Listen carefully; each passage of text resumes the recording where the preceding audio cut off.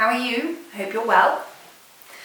Now, my exam is on Monday, which is the day after this video comes out, and amongst studying, I have been making snacks. Because the exam takes place over 24 hours and I will be taking it at home, it gives me an opportunity to take a few rest breaks and gather my thoughts and do the exam, to be honest, better than I would if I was in an exam hall. Now, rather than just eating a whole bunch of crisps or a pizza like I did last time, I thought I would make some homemade snacks that were a bit healthy, a bit naughty, but altogether delicious, stuff that I know I like and will do me good, bolster my spirits, if you will. So today I'm going to show you two of the snacks that I have made, and maybe you'll want to try them as well. The first one is pickled watermelon. Now, bear with me here. This isn't something I came up with. It's something I actually had at a restaurant back in, I want to say, early 2020. It was a side dish at a fusion restaurant and my friend and I had it and it was divine. And that spring, had a whole bunch of time on my hand, unsurprisingly, pandemic. And I decided to make it. It went really well. And I thought, why not make it again? Now, went and bought myself a pickling jar and huge ass watermelon from my local grocer. I thought it would be good for the exam because it's healthy, it's a good kind of mix between salty and sweet, and I don't know, it just seemed right. Plus, you have to make it at least 48 hours in advance when you want to eat it, which meant it gave me something to do this week, as well as revising. The second recipe is a condensed milk fudge, which I've been making on and off for over a decade. Probably longer than that. Ooh, since primary school. I couldn't make it for years and years because it requires condensed milk, and I have a bit of lactose intolerance, so something that heavy and cream, not so good. But Carnation now make a vegan alternative. Although why it's 29 grams shy of an actual can, I don't know. So this is a really good indulgent treat for me during my exams and will definitely give me a bit of a sugar rush as I try and complete them. I'm going to show you how to make the pickled watermelon first, and then we're going to make some fudge.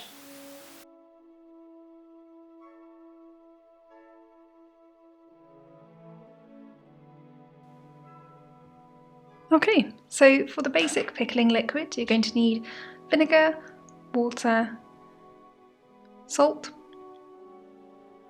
and sugar. I'm doing a spiced pickle, so I'm using some star anise, cinnamon, black pepper, and mustard seed, as well as fresh chilies, spring onion, and ginger. Of course, the main star is this lovely watermelon here. And yes, it is all going to fit in that jar. Well, almost. It's a pretty big watermelon.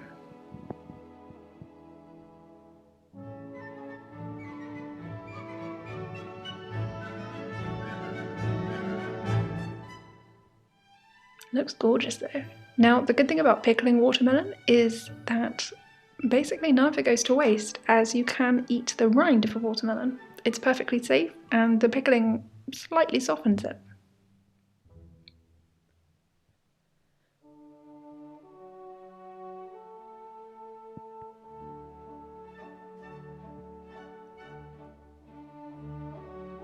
Now, don't come to me for advice on how to cut. As you can see, I am very clearly not a professional and not very adept, even though I have a very fancy knife.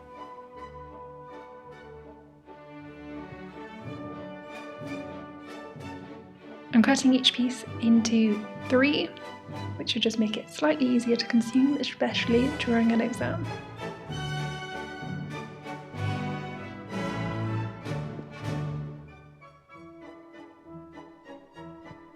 Once you're done, it's time to play Watermelon Tetris.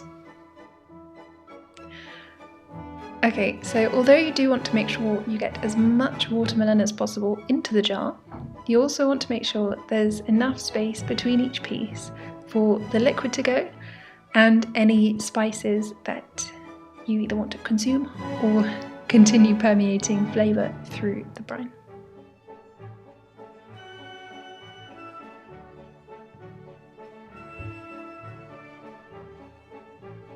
I would also like to apologise if there's any additional ambient noise during the voiceover part. It's very sunny, so there's a lot of building work going on and a lot of people running and jumping around my building.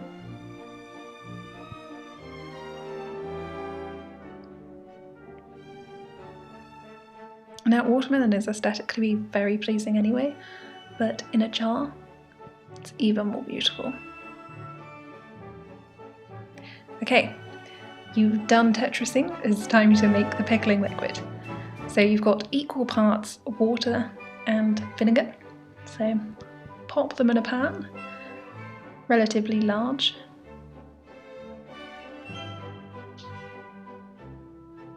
Yes, you will definitely have dropped some vinegar there, so wipe it up. Now add the salt. I've got 2 tablespoons of salt based on the recipe I consulted. There we are, consulted. Now I'm no expert, I'm just trying my best. When I made this last year, I had a recipe that called for equal parts vinegar and water and some amount of salt and sugar, but I cannot remember for the life of me what the recipe was. So we're going for 2 tablespoons of salt and 65 grams of sugar. Setting on a medium heat so that the sugar and salt can dissolve. Whilst that heats up, prepare your fresh spices. So I will be eating the chilli and ginger once it's been pickled as well.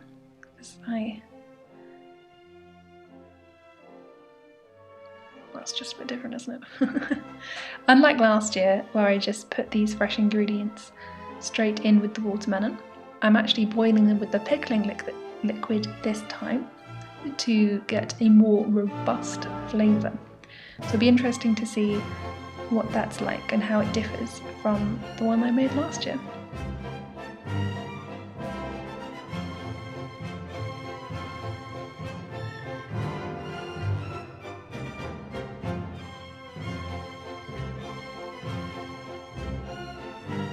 Okay, so once that is boiling away and the sugar and salt has been dissolved, add your herbs and spices.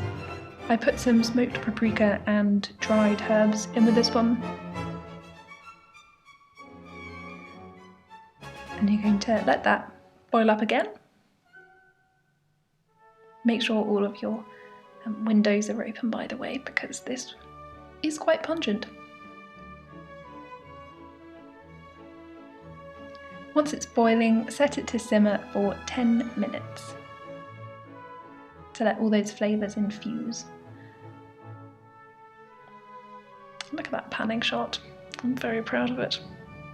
And the pun I just made.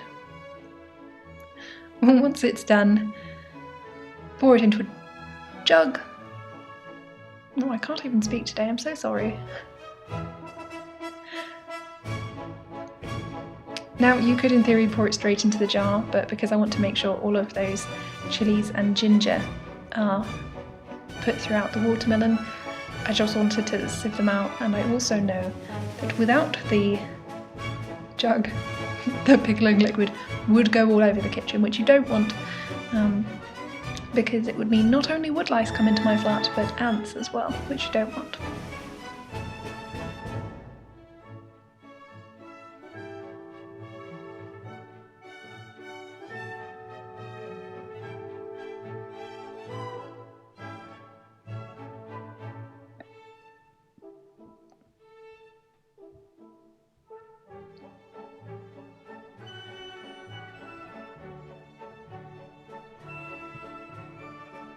Here we are. Now pour in your pickling liquid and watch the magic unfurl. As I said earlier, it just looks amazing. I did actually run out of pickling liquid at this stage, so I did quickly make up 400 mils of the vinegar water solution. But that's okay.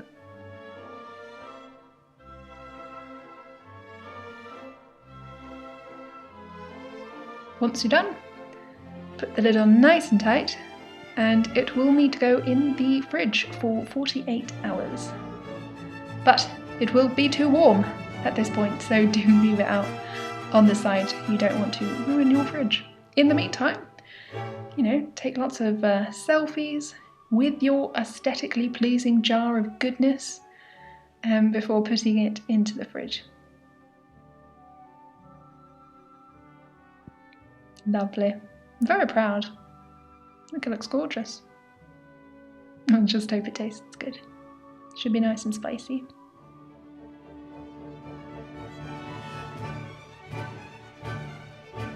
There we are.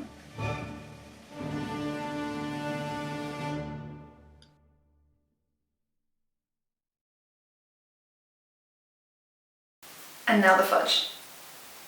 Okay, so for fudge, you're going to want 450 grams of milk and or dark chocolate, and a bar for 30 to 50 grams of white chocolate. You're also going to need margarine or butter, some condensed milk, and vanilla essence, as well as a pinch of salt. First up, line the tray. I use a 2-strip method as I find it easier to lift the fudge out at the end. It's quite dense. Now measure out the butter. For those using non-vegan condensed milk, you're going to need 60 grams of butter. But for those who are using the vegan option, you're going to need an extra 30-ish grams. Pour in the condensed milk. It does look more like toffee than milk, but it does work just the same when it comes to this fudge. Now for the chocolate. Using solely dark chocolate can make this a little bit too rich, but it is really up to you. I wouldn't recommend using too much extra chocolate, but again, it is up to you. But you will have to break it all up, and this is the most time-consuming part of the entire process. So don't start melting any of that butter yet until you've got all of this scrapped up into pieces. When you have that, on the lowest heat possible on the stove, start melting down that butter / margarine. Yes, it does look really gross, but it won't soon. Soon it will be fudge. When it's completely melted though, start to add the chocolate little by little, keeping it on the lowest heat possible. You can melt the chocolate in the microwave, but that does increase the chances of burning, and with such a lot of chocolate, that can really set you back.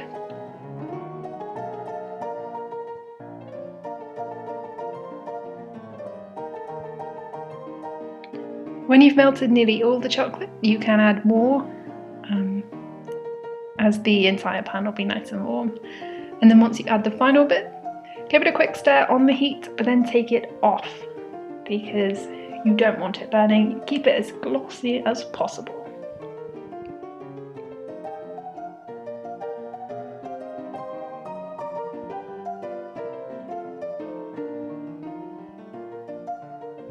It's time to pour. And of course my fixed focal length lens that I'm using doesn't want to focus on the lovely pour, so we're going to pretend that it looks so good that it's censored. Just go with me here.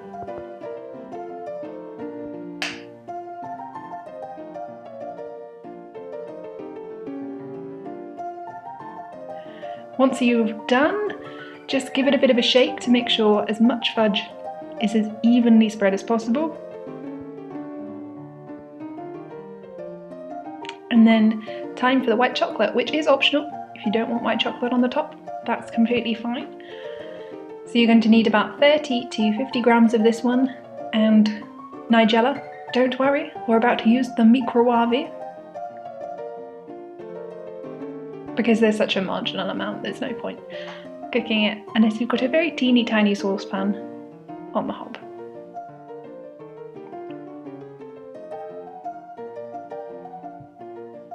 Now don't go anywhere whilst you're cooking this because it will burn. Maybe go and get a knife though, you know, because we're gonna need to stir it.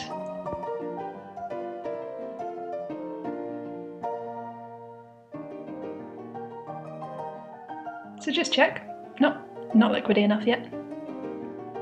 Pop it back in.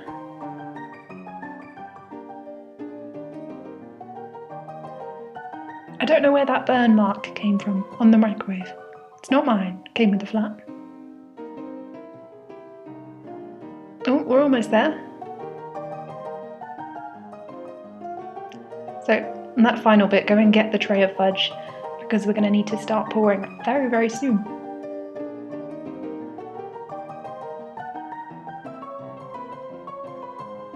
Perfect. I was really pleased with this one. It actually was perfectly liquidy. So just pour it on. If you're making this for a group and some of them don't want any white chocolate, it's relatively easy just to pour it on one section. But if you're like me and you just want white chocolate everywhere, you can either leave it in lumps on the top or stick that knife in and make a funny pattern. Once again, rearrange all the shelves in your fridge and put it in there to set. It takes about 24 hours. And in the meantime, you can eat all the rest of that white chocolate. It truly is delicious. And yes, Carnation, if you're listening, do sponsor me. I will make more fudge for you. There we are. Now, because of the order in which I filmed this, I can't actually tell you how the watermelon turned out right now, but if you come over to Instagram, I will tell you that hopefully it tasted amazing and wasn't a disaster. The fudge, though, takes less time to make and preserve, and I can tell you that that is fantastic, as expected. Thank you so much for watching. I hope you enjoyed. Let me know if you're going to try one of these recipes. If you do want any further details, send me a message on Instagram or leave a comment down below. If you've got any exams coming up, I hope you do really, really well. Have a lovely week and I will see you next Sunday. Bye!